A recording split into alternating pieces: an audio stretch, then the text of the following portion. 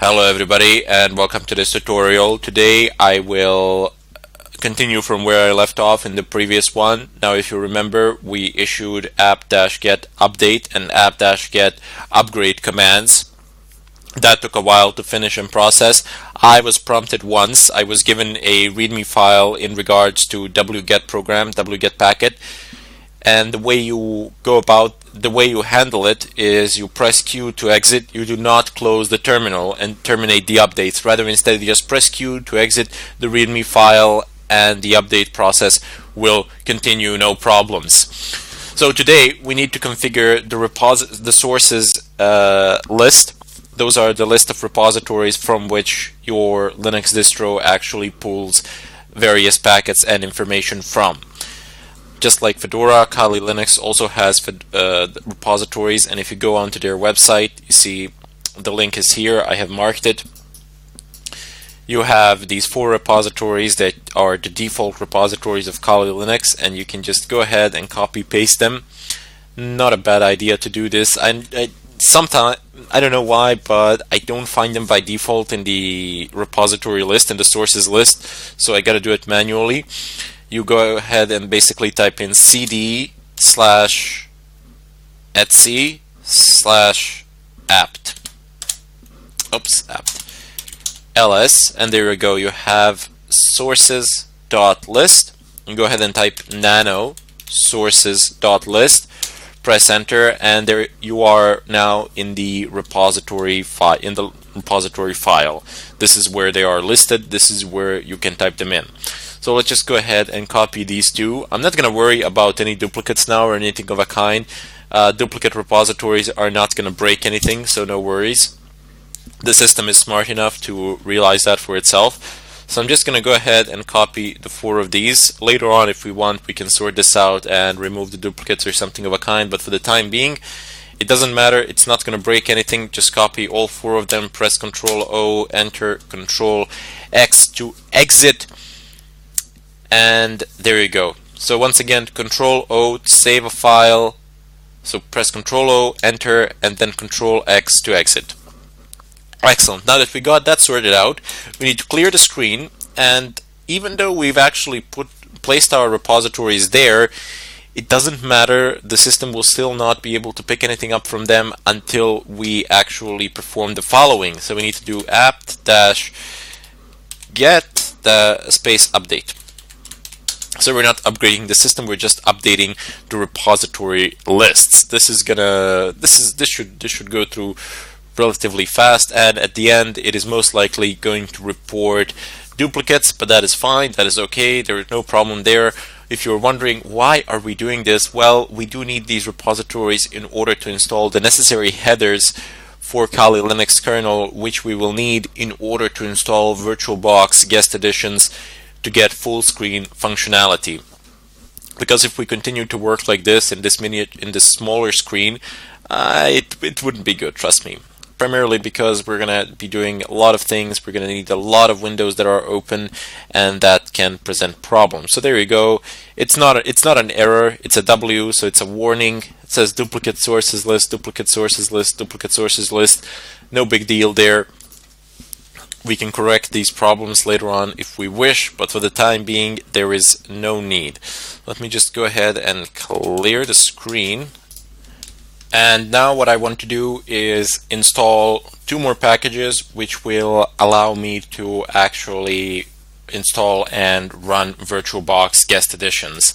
So I have a pre-built command here for you that I'm going to run. It goes like this basically. You have apt-get.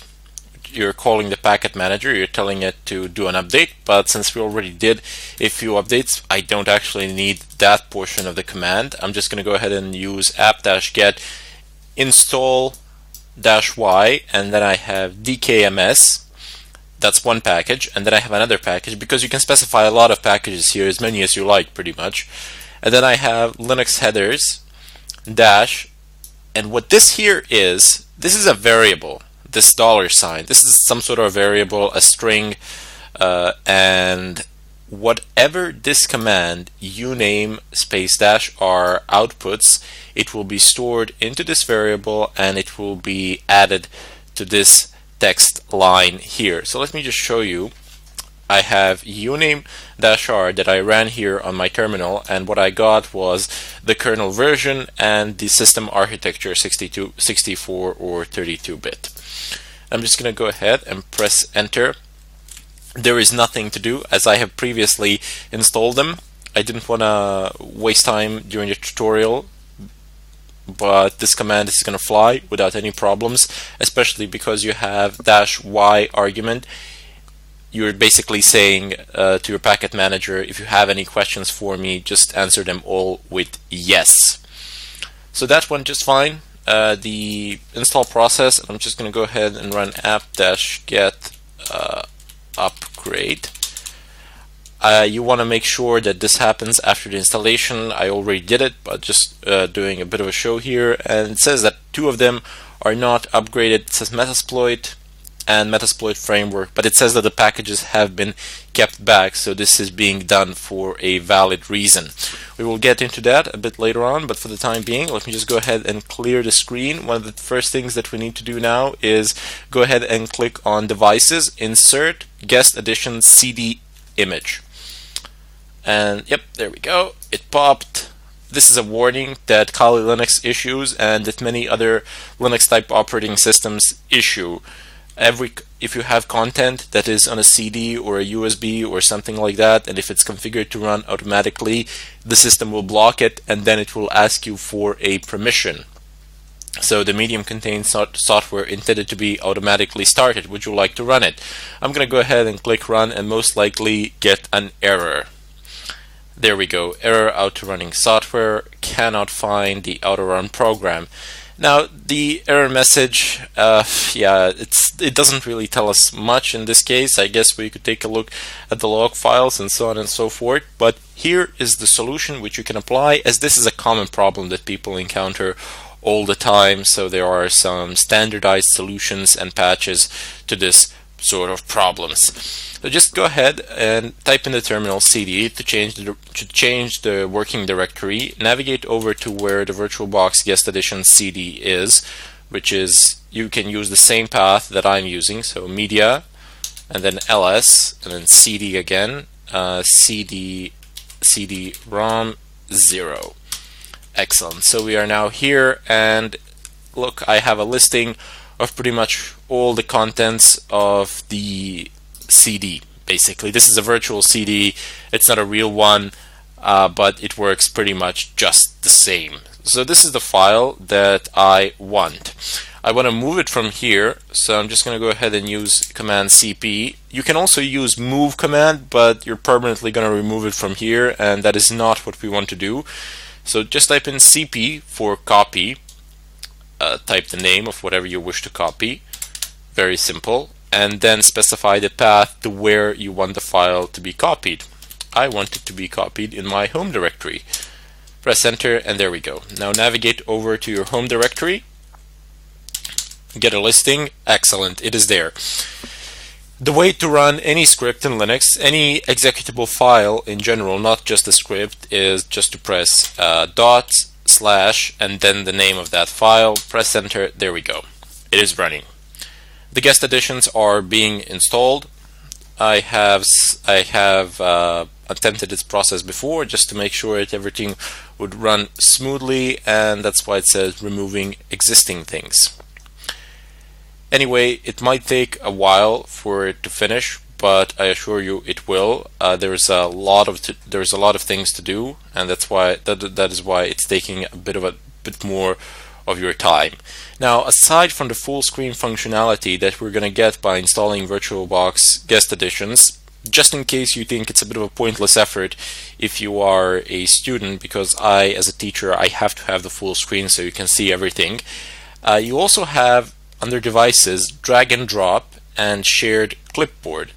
What these drag and drop, the name itself is self-explanatory. You just pull a file from somewhere and then pull it onto your virtual machine, or vice versa.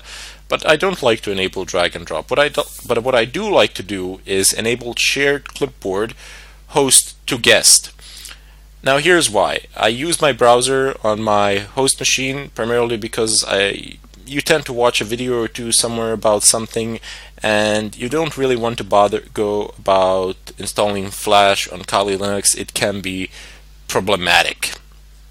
So host to guest copy pasting is very useful, and you will need it, I assure you. Now there is a shared folder settings. You can either construct a shared folder, or you can have a localized web server on both machines where you can pull the information from and put the information there if configured properly, but shared folders are better for such purposes. Anyway, you can review what has happened here. It has been listed here. The most important part of it all is that you don't have any reports of anything failing. So let's just go ahead and go over it. So all good here. Guest edition, no failures here, none here. Copying additional install modules, installing them, done. Excellent. Installing the Windows system drivers, very important. Done, or just restart the system, the Windows system. Okay, so let me just go ahead and attempt to restart the graphics. So init run level 3, nope, init run level 5, will this work? Nope, apparently it works on Fedora, but perhaps the command is a bit different here. I'm just going to go ahead and type in reboot. Reboot is a lot safer option. Init 3 and 5, they are run modes of Linux. One is basically without any graphical interface, pure text, and the other one is with a GUI. The safer option when you conduct installation of such packages that relate to the kernel directly, and especially if you have several of them, is simply to reboot the machine just to be on the safe side. It doesn't take up a lot of your time. It happens very fast, and it's a lot safer option. It's going to save you a lot of headaches in the future. Excellent. So we have our boot here. Just press enter, and let's just go ahead and close this. Let me just load the full screen, and let us see if it will actually happen, if the VirtualBox guest editions that we have installed will work. If they do work, great. If they don't, we're going to have to try something else, as these things do have a tendency to break and problems can occur. So it's booting. Come on. Okay, I need to log in first. Root and test below. Excellent, there we go. I have a full screen. Let me just, oops, the image is being adjusted. Excellent, there you have it. So we have Kali Linux now running in full screen mode, which is fantastic. Now we have a full overview of the situation. If I open up my terminal and, oops, the scroll doesn't seem to work. It needs to be configured manually. So if you zoom in, that's one of the things that I find very annoying about Kali Linux, but oops, yep, there we go. That's it. That's how you zoom in. What? Control plus minus, zoom out, and view zoom in, control plus plus. Okay, so I am pressing control plus plus, but it seems to be minimizing things. Oh well, what can you do about it? Doesn't really matter. I will enlarge it later on as we progress through the tutorial. There are a few things that can be rather buggy here, especially with the keyboard keys that you are using, because it's a virtual machine. If you were using Kali Linux as your main machine, as your host machine, you wouldn't have such problems, but as I have stated previously, it is not a recommended option. In any case, that would be it for this tutorial. These are pretty much all the preparations that you needed to make, and next up we're going to get into the Linux command line interface. I need to acquaint you with it. Even though we have done some of the commands, they are a very small portion of what we need to learn, and I do need to explain them to you because we're going to be using Linux command line a lot. Basically whatever we do, we're going to need it. And with that, I bid you farewell and sincerely hope to see you in the next tutorial.